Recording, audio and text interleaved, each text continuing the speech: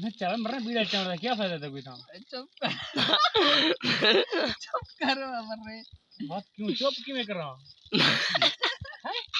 बीड़ा चावल दिमाग में ना खराब है दिमाग ना खराब कर मेरा और सही है टमाटर ठीक है बीड़ा चावल ने बीड़ा चावल बीड़ा नहीं निकलता छोरा की जा देती चा सही कुछ चावल भाई कुछ चा फिर आंदा घूंगा ते पा कर दो मरो पता नहीं तो क्या हैं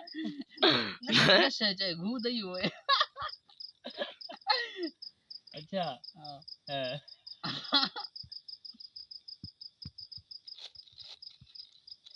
गलना लाल टाई घर में एक 4 रुपई ओ तकिया एक और मैं शिको डोड़ा सुना डोड़ा के जबरदस्त कोई वीआईपी डोड़ा सुना वीआईपी हां शादी न करना यारो तुमको बता रहा हूँ आफत गले पड़ी है तुमको समझा रहा हूँ अच्छा या हर सिंह या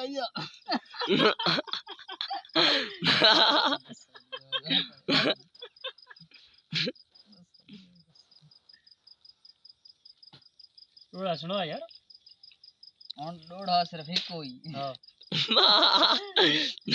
या कोई डोड़ा का नहीं मंडल हो आओ हां हां समझ गया उन वालों हां एक हिल पकड़ूं किसे चपाया मैं को दे ये रख ये तेरा मेरा कहनी मेरे क्या आ गया